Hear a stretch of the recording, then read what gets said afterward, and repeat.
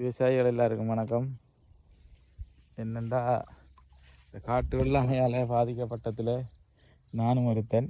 அதால் இன்னும் பாதிக்கப்பட்டது தான் இருக்கோம். அதுக்கு ஒரு தீர்வு ஒன்று கண்டுபிடிச்சிருக்கு.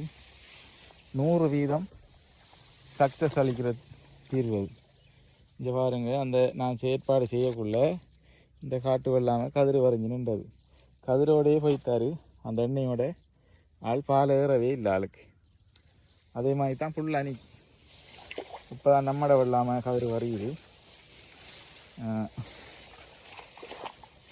கதிர் வருது பாருங்கள். இதெல்லாம் அந்த செயற்பாட்டுக்கு எண்ணெய்க்கு முகம் கொடுத்த அழுவர்.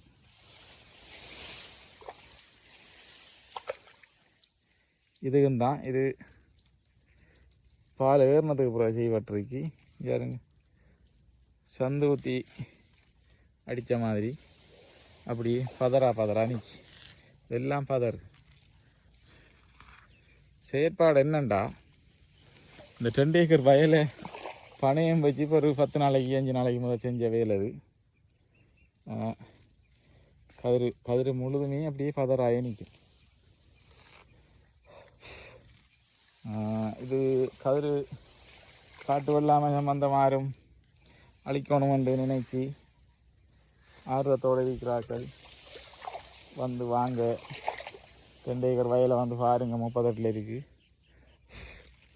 பார்த்துட்டு நீங்களும் செய்யுங்க. அதை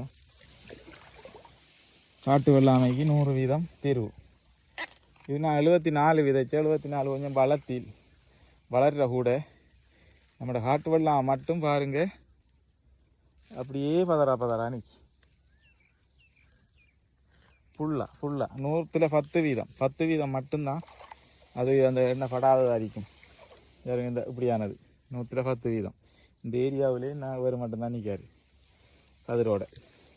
அது பரீட்சார்த்த முறையில் செஞ்சதால் பயந்து செஞ்சதால் அது பயனளிக்காம போய்.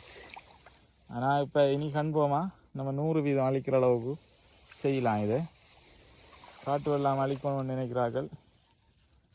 வந்து பார்த்துட்டு செய்யுங்க. ஆனால் இனி செய்ய வாய்ப்பு இல்லை. என்னடா பால் ஏறிட்டு காட்டு வெள்ளாமை எல்லாமே இது இப்போ பரீட்சார்த்த முறையில் எஞ்சதால் இப்போ நான் நேரத்தோட ஒரு டைம் சொல்லலை. இப்போ தான் ஆக்கள் செய்கிறாங்க, வெட்டுறாங்க. அது பால் ஏறிட்டு அதுக்கு ஒன்றும் செய்யலை. இனி அடுத்த வருஷம் பால் ஏற முதல் நம்ம 78 விதைக்கணும். 78 விதைச்சா வழியாக நம்மளோட வெள்ளாமை கீழே நிற்பார். காட்டு வெள்ளாமை மேலுக்கு நிற்கும். 100